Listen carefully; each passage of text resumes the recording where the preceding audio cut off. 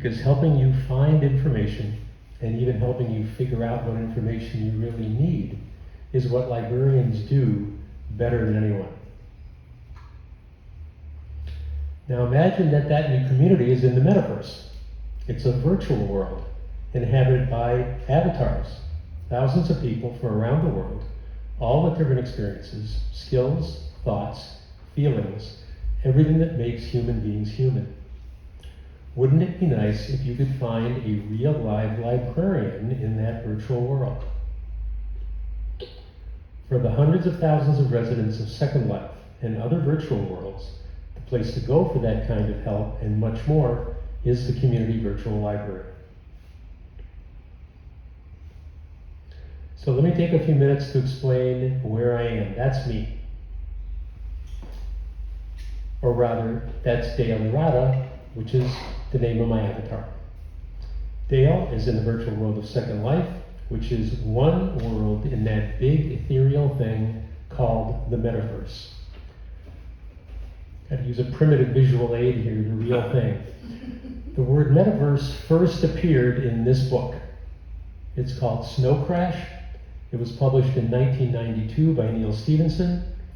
There are lots of different definitions of that word, including the one I'm going to show you in a second by Dr. Valerie Hill, who you're going to meet in a moment.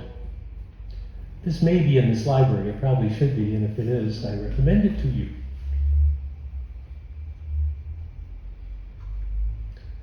So that is a definition, the one from Dr. Hill. The metaverse is a computer-generated virtual environment where individuals interact in a persistent space through embodiment of an avatar.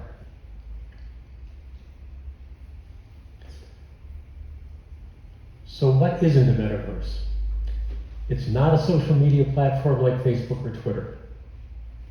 It's not a computer game, and people still call Second Life a game, they call virtual worlds a game. They're not. They're not competitive. You're not trying to beat other people, or beat a computer somewhere. There are competitive games inside them, but that's just a tiny piece of what you do in there. This is a very personal thing for me. To me, the big difference is that in a virtual world, you create. People create, and that is a line from the musical Rent. The opposite of war isn't peace, it's creation. When you're in a video game, practically everything you're doing comes from the corporation that created the game. It's all in that drive, it's all downloaded. Nearly everything in Second Life is created by the residents, by the people who live there, people like me. Chichen Itza was created by someone. The Golden Gate Bridge, created by someone else. They just wanted to do it and they created it.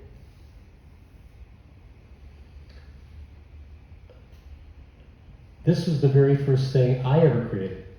15 years ago, Speranza and I lived up in Nevada County, which is a rural county up in the mountains in the gold country of the Sierra Nevada in California. And we had documents available that were public documents, historical documents from the 1850s that we had available on a server. I created the Gold Country Library in Second Life to make, as a way, an experiment to make those accessible. You could walk in there, click on something, download that document from our server.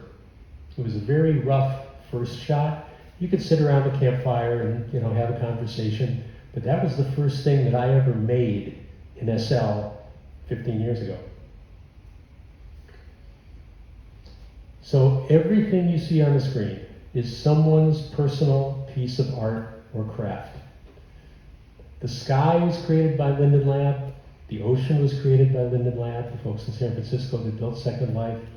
But if you're the owner or the renter of this piece of land, you can even change that to something else. Let's take a look at me.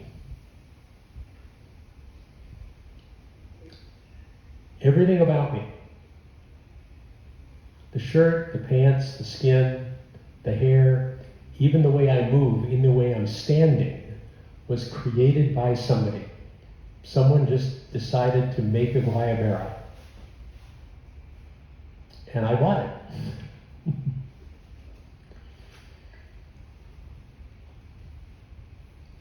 I'll go back to my slides again.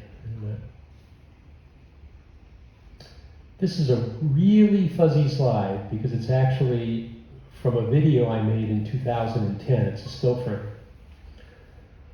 What you're looking at is Hope Haven, which is an American Cancer Society location in Second Life, where still today, cancer survivors gather to just talk to and support each other.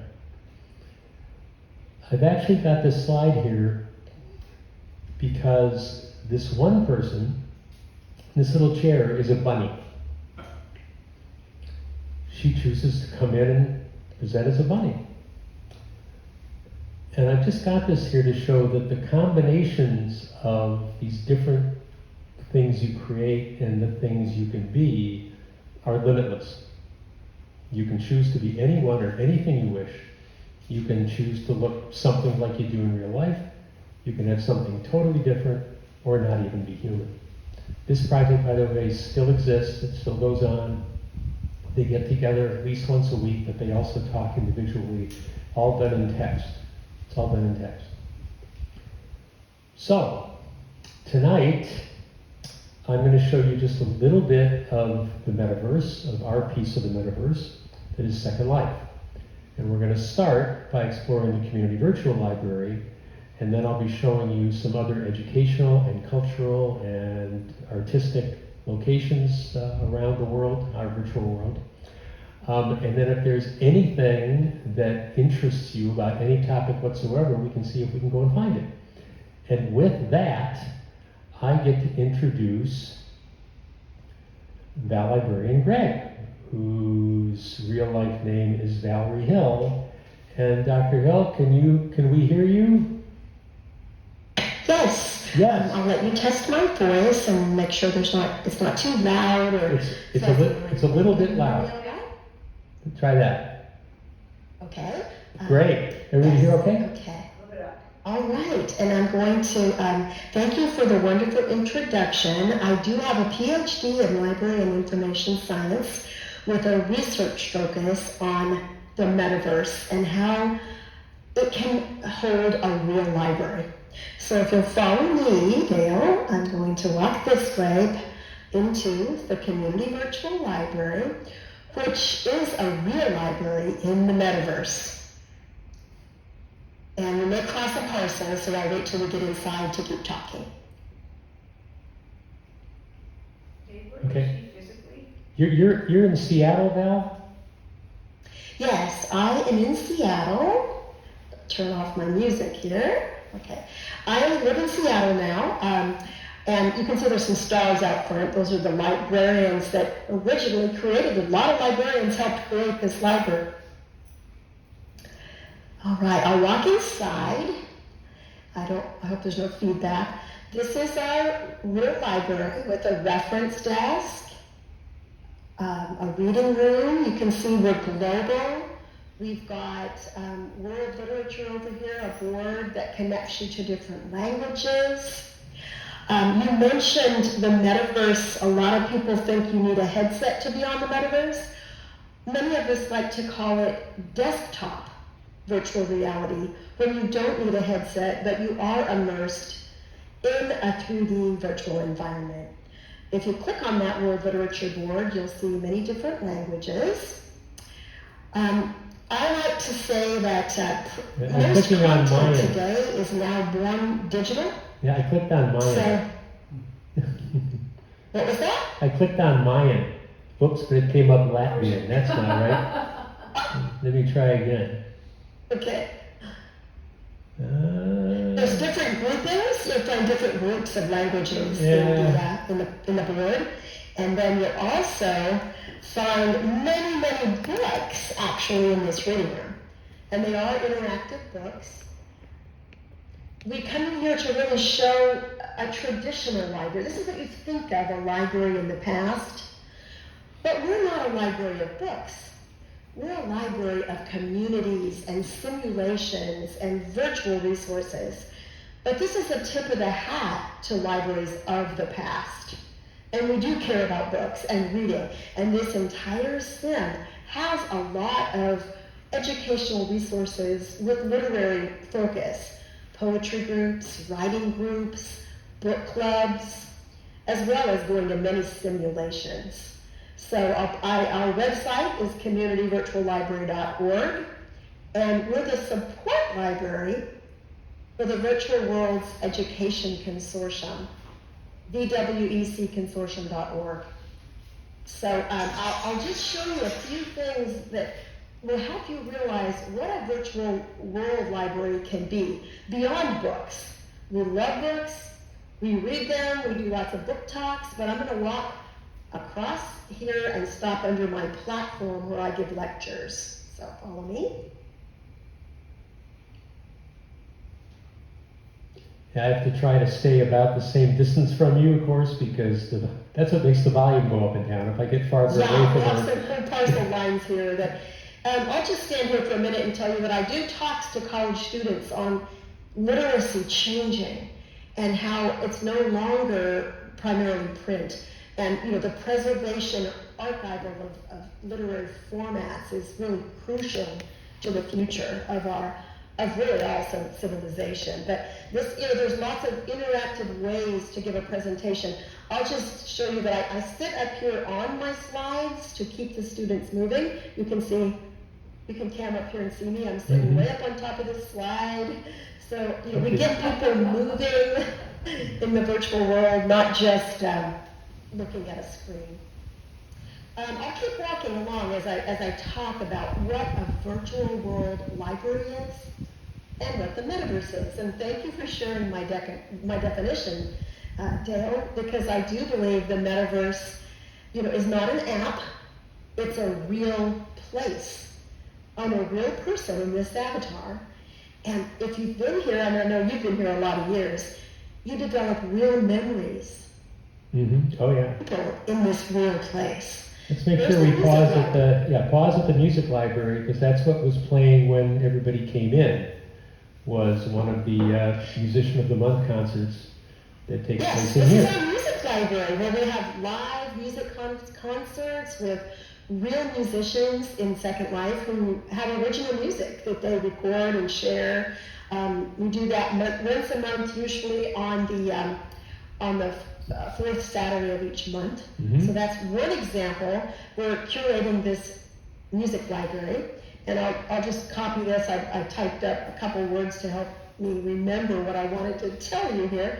I mentioned that print is no longer king of the information hierarchy. The Gutenberg parentheses has closed, and that's that 500 years between when the Gutenberg press was developed and when the internet exploded and the library is now in our pockets. So that's changed print. So I can show you so many different ways that you can work in a virtual world library. If you follow me, Pat,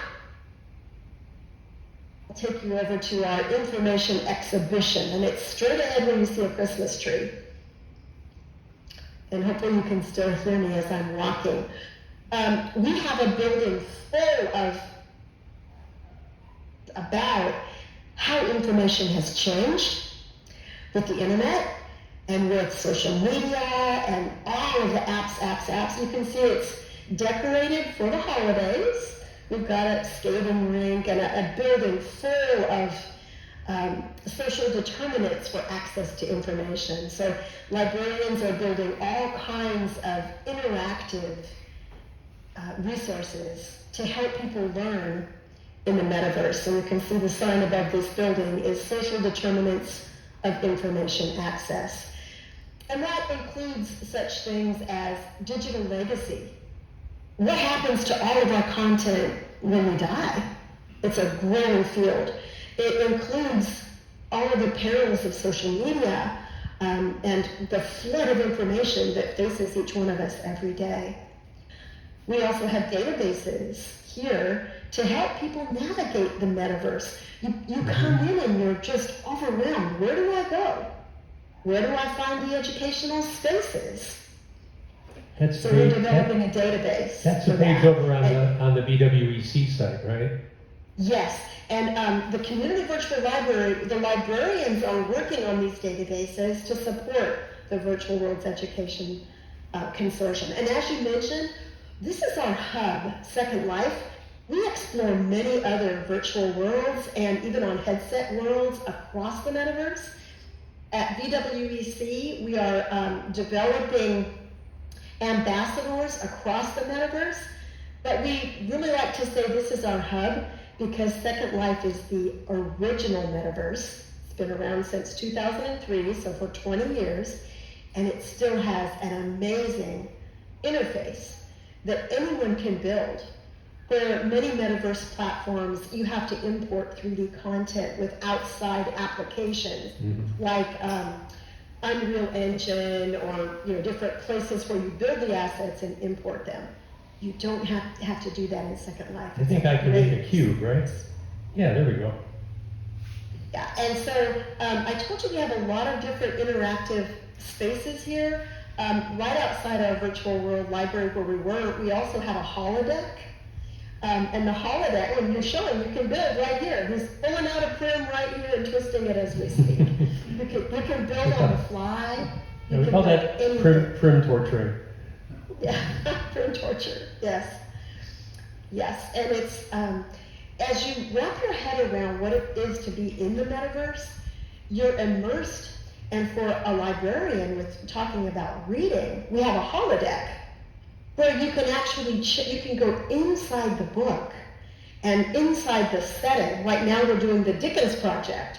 People dress in historical attire from the Victorian era, and they go inside the Dickens A Christmas Carol to discuss it. So you're not just watching a movie or reading the book, you're entering the book. I don't know if you have time for me to show you the holodeck, Dale, but we do have a CVL holodeck in the sky. I'll give you the landmark and you can look at it later. I don't know if you've been there, but with a holodeck, you can do a book discussion and change the entire setting right around you. So you're inside it and you're immersed in a new setting. So these are a few examples of what it means to be a virtual world librarian in the metaverse. Great. Wow. Thanks, Val. That is, again, these are all places that are on the CVL island. I'm going to bring up, this is the map. This is the Second Life map, and every one of these squares is what we call a region or a sim. They are 256 meters square, so 16 of these would make a square kilometer, and that is the island that we're on. Right there. And you can also see that we are right next door to the Virtual Worlds Education Consortium. So most of our work now is done there because that's what we're here for, is to support education and learners and digital citizens in the future. Great. So we do a lot of work right next door at VW. Okay. Wow. Thanks, Val. I want to take these guys over to NPC, I think. Great. And show them Great some to see nonprofits. Okay, and I need to head out, but it's my pleasure to show you around, so thanks for stopping by. Thank you so much for being there. Really appreciate it. All right, bye. Bye for now.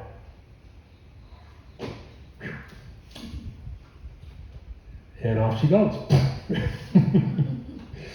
So, did that make some sense? It can't be real easy to wrap your head around. I know. Tomorrow is actually my 16th birthday in SL.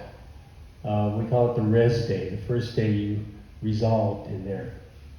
So I've been in there a while.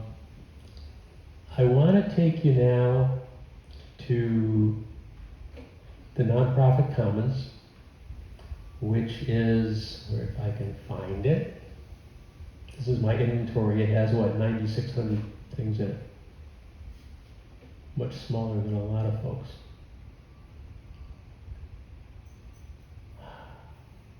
Come on, guys. Well, let's do it this way.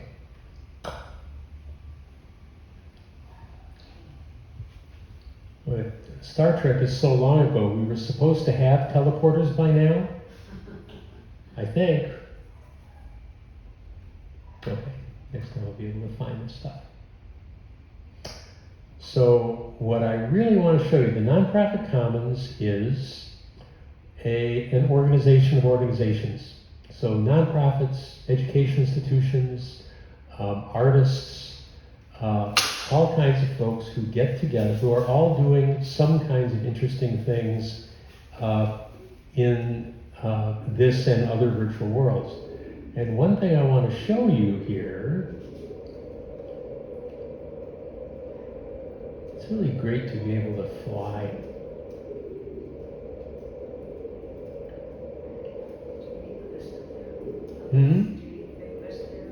I'll get that out of the way in a minute.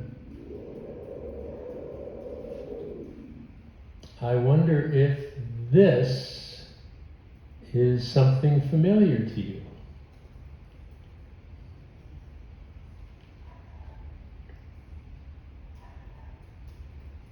That look like something you've seen before? How many have been to Progreso? Well, not behind it. Not, well, that's true. But that is a pretty darned accurate reproduction of the Progreso Lighthouse.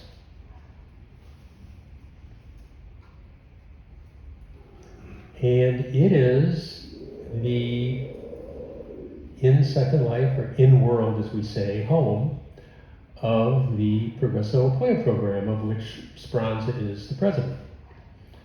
And this is our little in-world presence, where we are able to show folks, again, from around the world, what we do. Our usual challenges. I've got some special stuff of what we did during COVID. The kids didn't need uniforms, what they needed was internet. And so Progreso Apoyo paid for internet. And again, I'm going to jump back down. You can go up the stairs, or you can take the elevators.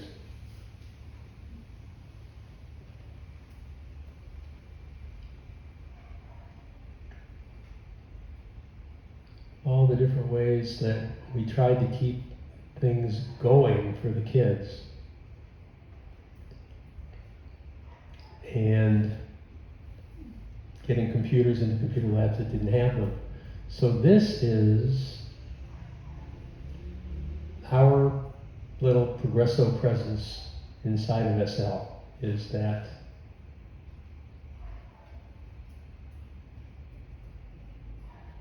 let's go back to the ground.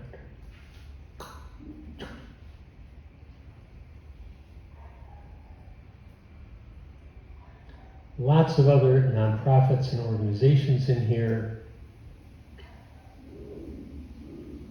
Bridges for Women's Society.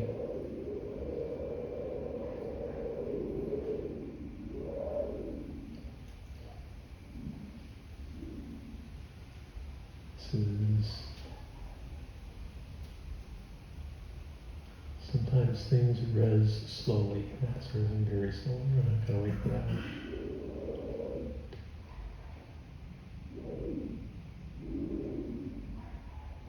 University of New Mexico, which has a large presence in SL. And there are universities who bring students in to teach them not only about virtual worlds themselves. Again, if any student who's learning, for example, gaming or computer animation or any of that, this is obviously a fantastic place to learn, but there's all kinds of other things that get taught, and sometimes in international partnerships. One of the folks here at NPC did a project between students in Ireland and Turkey, and they worked together on a 3D project inside of SL. There was one thing I wanted to show you. Oh, I know where I want to take you. Have any of you ever been to Machu Picchu in Peru? Well, hardly anybody in Peru has ever been there either. because it's really expensive and really hard to get to. And for a university in Lima to take a busload of students up there would be thousands of dollars that they don't have. So they built it. This is a full-size, incredibly accurate reproduction of Machu Picchu. And they do there's a guided tour, a self-guided tour with signs and stuff. You go to this area here. I've been there a few times. And we have been to the real Machu Picchu.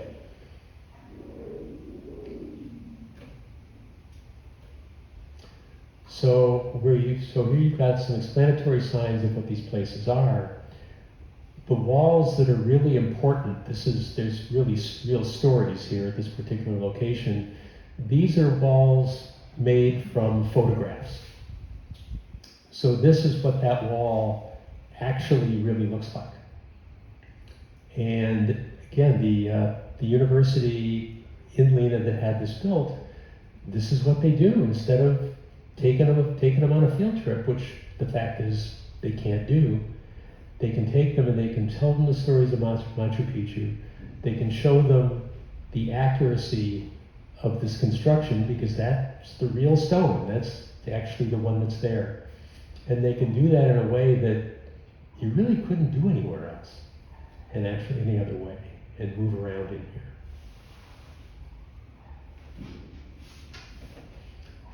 See. You can stop me with questions, by the way, anytime. And there's that broken wall. Well, like how long would it take to build Machu Picchu? Wow, I don't know. There are companies who you can actually hire to do this. It's exactly the same skill that it takes to build models to use in movies. There's a program called Blender, which is 3D modeling, 3D animation, and you can make a movie with Blender. You can build something in SL with Blender. This actually came, I think, before Blender was around. I mean, Blender was originally, I think it was going to be commercial, but basically they decided not to. They decided that the owners of the company said, we're not going to do this anymore, but the users said, look, let us give you some money to make it open source and give it away. And I think it was $100,000. And for that $100,000, Blender, which is incredibly powerful, 3D modeling and construction, is now available for free to anybody. I talked to somebody online the other day, said it's probably the single most powerful program that exists for an average person, that you can just go download and put on your computer. It's really quite amazing. And yeah, you could spend some time doing this, for sure. I have a friend who builds galleons, pirate ships, tall-masted pirate ships. She does one of those in a year. Now, I think she's got another job, but there's an idea. People really get into this and spend a lot of time on it. So when somebody does a building, do they have to buy the space to build the building? That's a really good question.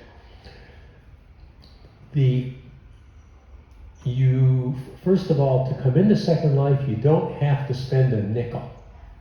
Okay? You can come in, move around, do all kinds of stuff.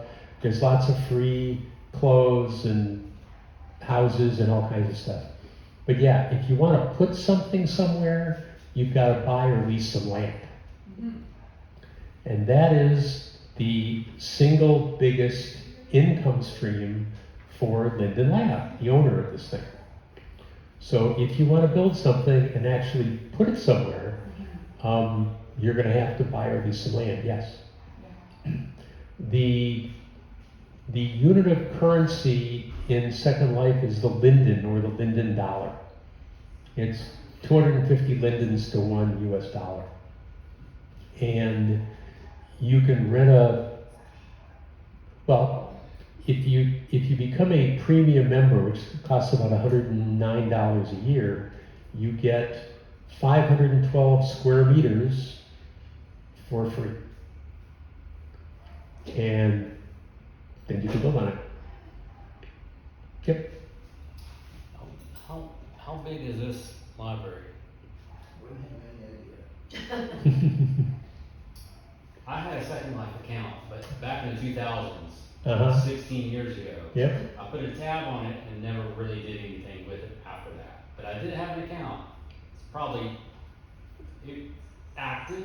I just don't know how to access it. We can go. Do you remember your avatar name? I do not know. Oh, 16 years that'll be ago. a problem. It's 16 years ago. But I would love to start a project building Merida English Library in Second Life with a caveat that the payment system would not be limited by Bitcoin. The Linden Lab started a subsidiary company called Tilia, which basically handles all the movement of money in and out of SL. Again, you can buy Linden dollars with US dollars. You can sell Linden dollars for US dollars. It's for US dollars. Linden Lab took all of that stuff and pulled it out of Second Life and handed it to another company that specializes in doing it. Are they doing it with Bitcoin? I don't know. But Tilia... I would love to, because this just mirrors what I would like to do with Bitcoin. Second Life is what the internet is. You know, you could look at Second Life as a second version of what the internet is now. And then Bitcoin you can look at is what the next version of currency is. And it would be nice to pay a library membership in Bitcoin in the virtual world Second Life. I think that would be an interesting project to do. Yeah. You can look up, you can go to lindenlab.com, and I think from there probably break off and find Tilia's site and see what they do. I don't know. Yeah. Yeah. I find it very fascinating that there's a potential of building this library virtually in Second Life. Now, I'm not sure the caveat of the technological impacts is there, but it appears that it's doable, and that with the processor, I'm not sure, but it would be just interesting in that library. The way to purchase stuff would be through Bitcoin. I don't know. So anyway. I want to make sure that I get you to here, seeing as how we live where we live. This is the Museum of Maya and Inca Civilizations. This is in a region on a sim called Ayuda Virtual, which is what's called the community gateway sim for Spanish speakers. So again, when you come into SL for the first time, you land on a help island where there's self-guided how to move your avatar and how to type and how to message somebody, but it's all in English. So if you're a Spanish speaker, you can make your initial landing in SL in Ayuda Virtual and do it that way. There's also a place by the wall called Virtual Ability, which is for people with all sorts of both physical or mental or emotional disabilities. And that they're a US 501c3 nonprofit. That's what they do. So if you're blind or deaf or can't move a mouse and you can navigate a 3D virtual world, you can probably do darn near anything else. And that's what they do. So that's a good place to have this museum. And this is all in bilingual. And it's a Maya 101. And timeline. That's all in Spanish. There's the same thing in English. Does it cover the Olmec? Just the head. I always say, there's Aztecas and Mayans, but Mhm. the Olmecs get somewhat left out. Yeah, I think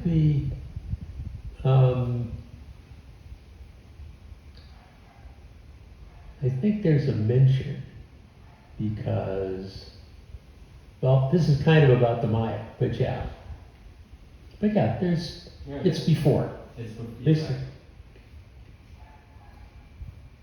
But some stuff here about the ball game, and you remember that? Yep. Yep. We're there. We were there that day. I mean, where else would we be on the day the world didn't end? But some stuff about the numbers, about the dates. Again, all bilingual. There's the ball cord.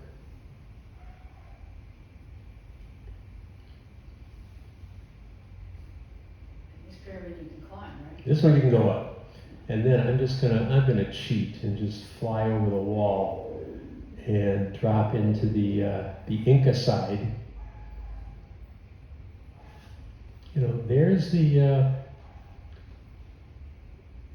There's the Google satellite picture of the real one. And there's the Second Life one down below. And they really are alike.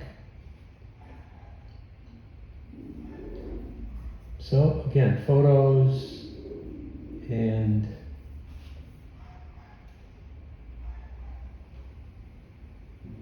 just lots of interesting stuff about the Inca, of which the most important thing about them in this context is they're not the Maya. People get them confused. Let's see. How are we doing? Quarter time. Is there music in Second Life? There is a lot of music. I wanted to go here. We'll talk about music in a second. This is Health Info Island, which is kind of what it sounds like. A whole lot of, we're seeing empty chairs and stuff. Again, people from these communities, like the health community, the libraries, the educators, do come together and they have meetings and they share. The machinima artists, if you're a cinematographer, you're shooting with a camera. If you're a machinima creator, your camera is your screen. And people create movies just with NSL, and that is called machinima. Let's talk about the music for a minute. So there is music. This was playing when you came in. There is music everywhere in Second Life all the time. There are professional musicians or amateur musicians who are at home. They have their home studio.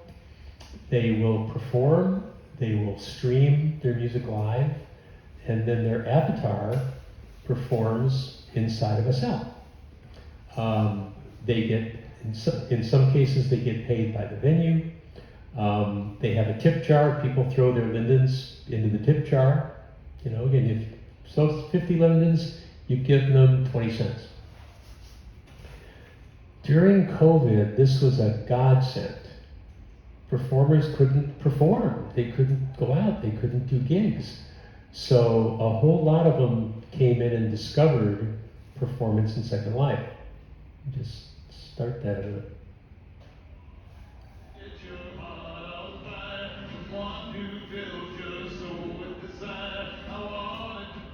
So this is machinima. You're seeing video produced inside of a cell.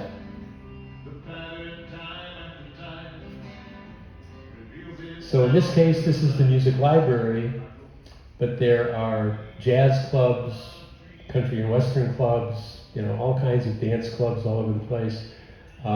People go and they dance and enjoy the musicians.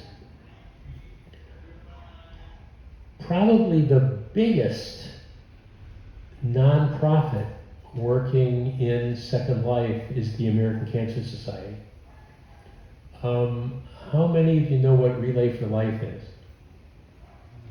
Okay, I mean, Relay for Life is their big annual fundraiser worldwide. And the idea of Relay for Life is over a 24-hour period, you're going to walk and you ask people, give me 50 cents for every mile, give me $1 for every mile. We do that at Second Life too. And Relay for Life and Second Life, let's do, I want to go. I want to go back into SL again.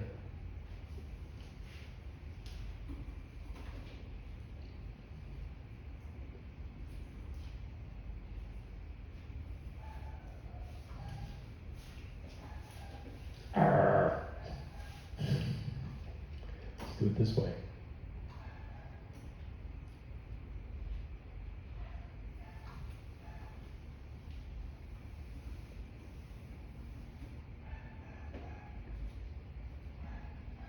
Here we go. So American Cancer Society actually has an employee inside of SL to coordinate what they do. We do Relay for Life in a big way. Last year, inside of SL, and again, this is 250 lindens to the dollar, and people tipping musicians 50 lindens, so 20 cents, 25 cents. $473,000 last year was raised inside of SL for Relay for Life. This year, we're trying to hit $500,000, which is kind of a holy grail number. This is American Cancer Society's main island. There's a museum of Relay in SL. There is the new Hope Haven. Remember way back I showed you that, the group of survivors that comes together? This is where they come together, in Hope Haven.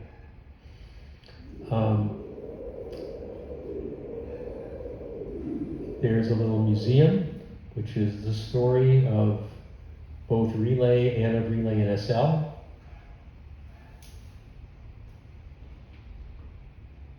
And there are something like 3,000 volunteers inside of SL working Relay for Life. One of the things they do is they'll have an event, and creators, people who make clothing or furniture, digital, virtual clothing, virtual furniture, virtual whatever, they will basically take one of their things that they make, they put it in a special Relay for Life vendor. Anybody can come along and buy that item, and 100% of the money goes to American Cancer Society. That stuff happens all year, throughout the year. But the main Relay period is from February through June, and the Relay weekend itself, which we do just the way they do it in real life, it's 24 hours of walking around a huge track. It takes about an hour and a half at avatar speed to walk this track, to raise money just like you do in real life. That is all here. So let's see, 10 to 8. What else can I tell you, or what would you like, what questions do you have? Or is it just kind of so lofty? I should tell you, if you wanted to try this, how you do it. That would be a good idea. Well, it's almost nauseating. Oh, moving around? Yeah. So I find that a real deterrent. Just watching the movement. Yeah. It's, and apologies,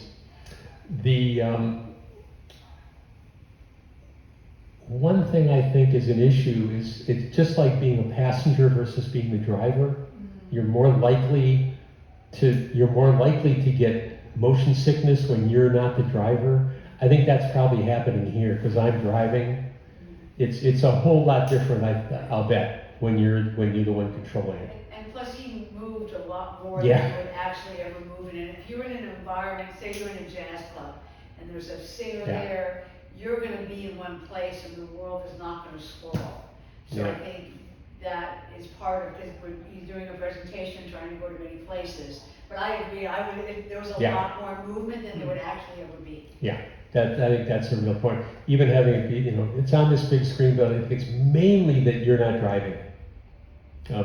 I'll tell you, sometimes I'm doing something like riding a motorcycle in SL, and yeah, I'll get that.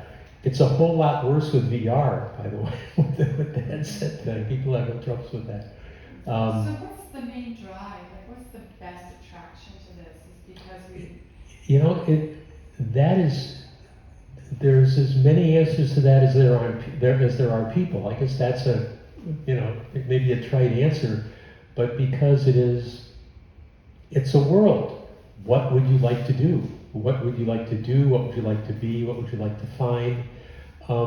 People go into SL looking for love. I mean, it's more complicated now, right? Now there's, there's Facebook and there's Tinder and there's, all these other ways of finding someone. And, SL is one of those. Go dancing, because you can be as private as you want to. Second Life, unlike all those other guys, does not sell your data, period. Their terms of service are extremely restrictive on what happens to your data and what you do. But it's a way to meet people, for starters. For a whole lot of folks, they're in there for that. It's lonely out there. I can see the alter ego aspect. That, we get tired of ourselves. Right. And this is a way to do your perfection Mhm. self or your dream self. And It's interesting, and I'm not in Second Life, I'm just married to somebody who is. But my observation, and you saw a little bit of it, you don't see really old people, you don't see really fat people, everybody looks great, they're all mostly thin. They are diverse races, because there are a lot of different kinds of people there. Sometimes you'll see people in wheelchairs because they live that way, and they can be much freer. So to the extent that, maybe one lives a boring life in the middle of Kansas and you want to have some adventure without leaving home pretty safely, that is an attraction for some people. Yeah, there's also, and I don't want to give the impression that this is like everybody is like this, but there's a lot of folks who are, homebound, or, have whatever kind of health issue there might be, that can't go out and ride that motorcycle anymore. There's a huge sailing community in SL. That's something else that I do actually, besides the nonprofit thing, we didn't even get to that. There is a real world annual sailing event called Summer Sailstice. And Summer Sailstice is the worldwide celebration of sailing. It's not a race, it's not a rally. It has one simple objective, which is on one Saturday closest to the summer solstice, have as many people around the world get on boats as possible. Sailboats. That's it. Just your family, your yacht club, your marina, a bunch of friends, doesn't matter. Have a party as long as it's on the water. Whatever it is, like it says, #raise your sails. Summer Sailstice has been around 2024, meaning this is their 24th year. In 2000, remember 2000? People couldn't go on their boats. People couldn't leave the house. And I said to myself, we could do Summer Sailstice in Second Life. Even though being at home on your computer is exactly the opposite of what Sailstice is about. The fact is, this year is kind of different. And so I contacted the Sailstice folks and I asked them if this would be okay. And they said, have at it. We had something close to 400 people, enjoy sailing in Second Life on that day. This will be our 5th year. Show Yeah. a short video. I even, Yeah. Well, Oh, except I have to get back to Second Life again. Well, he's finding that as part of the real world Summer Sailstice, they have a video contest. Just send us your 1 minute what you did on Summer Sailstice Day. Okay, fine. So it's the pandemic, and there was hardly anything. So Dave went ahead and, of course, did a video and entered the competition. And I don't think you won. You'll never win, but I think you got second. Right? I got second the Which is first. pretty darn good for a virtual sailing event, which really, again, Here's is the one of them. antithesis. But it'll give you a good idea of how sailing in a virtual world, how is that even possible? Can you hear it? Down here. I don't hear it. Uh-oh. Yeah. Why, you see, where's the, oh, that's weird. I don't know. Everything was so good. So there's people dancing in, in a yacht club. We have a huge boat show. I don't know why the audio isn't playing. People build these boats. In Second Life is actually very large. So they sail- this is an art show. There's the, again, these are all built by somebody. There are pirates. There are mermaids. If you want to be a mermaid, haven't you always wanted to be a mermaid? Yeah. Yeah, you are a mermaid? Yes. There you go. Okay. Well, here's the, what we call the Sails and Tails party, where with the glass dance floor, that's become something we do every year now. But I don't know why the audio isn't playing.